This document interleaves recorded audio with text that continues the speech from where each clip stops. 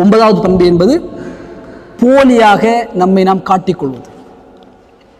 இரட்டை முகம், 2 முகம், வஜ்ஹத்தைன், 2 முகங்கள். இந்த இரட்டை முகம் எங்கேயுமே நம்ம என்ன செய்யக்கூடாது, காட்டவே கூடாது. இங்கு ஒரு முகம், அங்கு ஒரு முகம். அல்லாஹ்விடத்தின் நாளை மறுமையில் கேடுகட்டவர்கள் இரட்டை வேடம் போடக்கூடிய, இரட்டை வேடம் தெரிக்கக்கூடியவர்கள். ரசூல் ஸல்லல்லாஹு அலைஹி வஸல்லம் இடத்தில் ஒரு பெண்மணி வருகிறார். இமாம் முஸ்லிம் அவர்கள் 4317வது செய்தியாக பதிவு செய்கிறார்கள். அன்ன இம்ராத்த قالت يا رسول الله اقول ان زوجي اعطاني ما لم يعطني. அல்லாஹ்வின் தூதரே, என்னுடைய கணவர் ஒன்றை எனக்கு வாங்கி தந்ததாக நான் அதனை காட்டலாமா? இந்த பெண்களுக்கு இயற்கையாக இந்த குணம் இருக்கும்.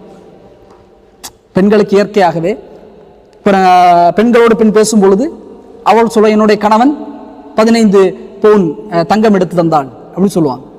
ஆனால் இவங்களுக்கு எடுத்து கொடுத்துருக்க மாட்டாங்க. ஆனால் இவங்க என்ன சொல்லுவாங்க, அதற்கு போய் சொல்லுவாங்க. எப்படி இல்லை, என்னுடைய கணவன் போன மாதம் தான் 20 பவுன் எனக்கு எடுத்து தந்தாங்க.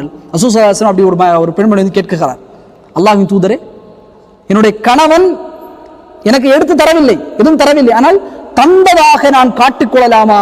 ரசூல் ஸல்லல்லாஹு அலைஹி வஸல்லம் சொன்னார்கள், நீ அப்படி செய்தால் பொய்யான ஆடையை நீ அணிந்திருக்க என்பதாக ரசூலுல்லாஹி ஸல்லல்லாஹு அலைஹி வஸல்லம் சொன்னார். எந்த இயற்கையாக எது இருந்தாலும் அதை காட்டணும்.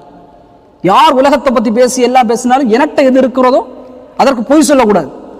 என்னுடைய யதார்த்தத்தை தான் மனிதரிடத்தில் வெளிப்படுத்த வேண்டுமே தவிர பொய்களை போட்டு எனக்கு அப்படி, எனக்கு இப்படி, எனக்கு அங்க, ஆனால் எதுவும் இருக்காது.